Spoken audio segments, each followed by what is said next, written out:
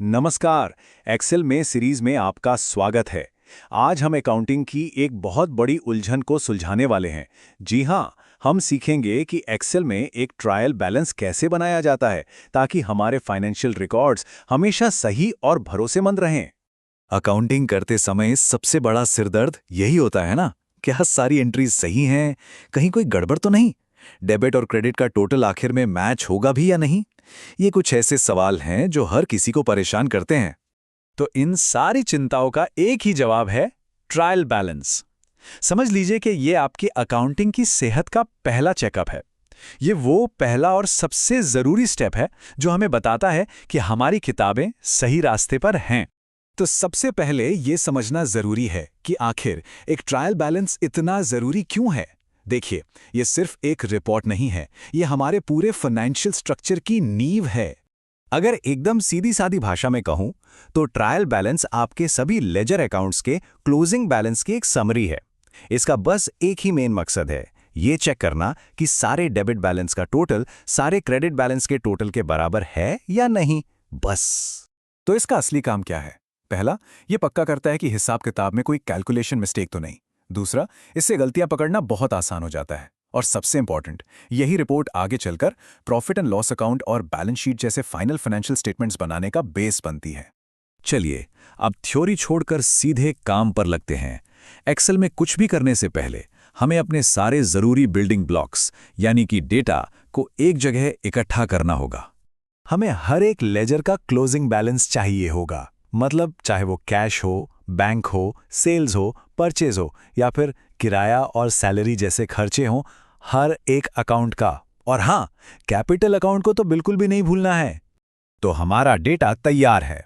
अब आते हैं सबसे मजेदार हिस्से पर। चलिए, एक्सेल में इसे स्टेप बाय स्टेप बनाना शुरू करते हैं।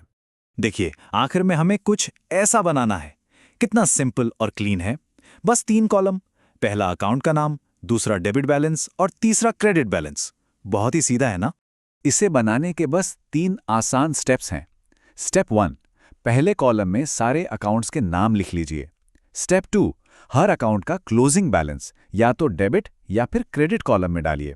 और स्टेप 3, दोनों कॉलम्स के नीचे टोटल निकालने के लिए एक्सेल का जादुई इक्वल टू सम फंक्शन इस्तेमाल कीजिए।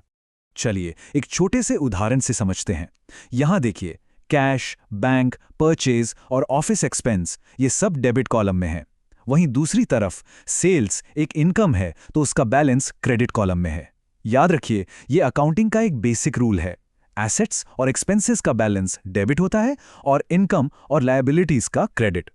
और अब आता है वो पल जिसका हम सबको इंतजार था, अकाउंटिंग का गोल्डन रूल।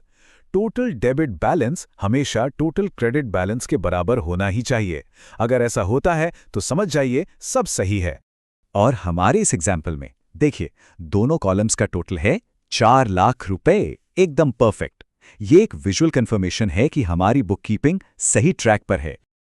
लेकिन क्या होगा अगर टोटल मैच ना हो? ऐसा भी तो हो सकता है, राइट? तो घबराने की कोई जरूरत नहीं है। अगले सेक्शन में हम यही सीखेंगे कि ऐसी सिचुएशन में क्या करना चाहिए। तो सवाल यह है कि अगर टोटल मैच ना हो तो क्या करें। घबराइए मत, ये कोई बड़ी बात नहीं है। अक्सर ऐसा हो जाता है। चलिए देखते हैं कि इस गुत्थी को कैसे सुलझाना है। अगर टोटल मैच नहीं हो रहे तो ये कुछ कॉमन वजह हो सकती हैं।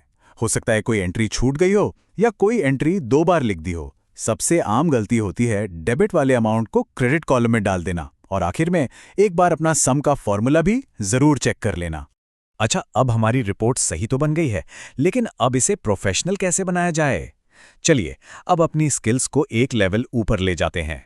अपनी रिपोर्ट को एक प्रोफेशनल लुक देने के लिए कुछ सिंपल टिप्स हैं। हेडिंग्स और टोटल को बोल्ड कर दीजिए, टेबल को साफ सुथरा दिखाने के लिए बॉर्डर्स लगाइए, और सबसे जरूरी, नंबर्स के लिए हमेशा अकाउंटिंग फॉर्मेट चुनिए। इससे रिपोर्ट पढ़ने में बहुत आसानी होती है। यहाँ एक प्रो टिप है। एक्सेल में करेंसी और अकाउंटिंग फॉर्मेट में एक छोटा लेकिन बहुत जरूरी फर्क है। अकाउंटिंग फॉर्मेट में रुपए का सिंबल हमेशा लेफ्ट साइड में रहता है, जिससे सारे नंबर्स एक लाइन में आ जाते हैं और रिपोर्ट बहुत ज्यादा क्लीन और प्रोफेशनल लगती है। तो हमेशा अकाउंटिंग फॉर्मेट ही इस्तेमाल करें। अब कुछ ऐसी आदतें जो एक सीए फर्म में फॉलो की जाती हैं। ट्रायल बैलेंस बनाने से पहले हमेशा लेजर बैलेंस को अपडेट करें। अकाउंट के नाम हमेशा एक जैसे और साफ रखें। और एक फाइनल चेक के लिए टोटल को एक बार कैलकुलेटर से भी जरूर जांच लें। इस बात को हमेशा याद रखना बहुत जरूरी है। ट्रायल बैलेंस सिर्फ आपकी कैलकुलेशंस चेक नहीं करता, बल्कि यह अगला कोई भी बड़ा कदम उठाने से पहले आपकी पूरी बुक कीपिंग प्रोसेस की ईमानदारी को कंफर्म करता है। तो अब जब हमारी बुक्स पूरी तरह से बैलेंस्ड हैं, हम अगले स्टेप के लिए तैयार हैं, क्योंकि अकाउंटिंग की कहानी यहीं खत्म नहीं होती। हमारा अगला विश्लेषण 11 मई को आएगा। जब ट्रायल बैलेंस तैयार हो तो अगला लॉजिकल स्टेप होता है प्रॉफिट एंड लॉस स्टेटमेंट बनाना, और हम बिल्कुल यही सीखेंगे। तो अपनी लर्निंग जर्नी को जारी रखने के लिए तैयार रहिएगा। और जाते जाते एक सोचने वाला सवाल, हमारे डेबिट और क्रेडिट तो मैच हो गए, पर क्या इसका मतलब यह है कि बिजनेस असल में मुनाफे में है? इसका पक्का पता कैसे चलेगा? जवाब जानेंगे अगली बार।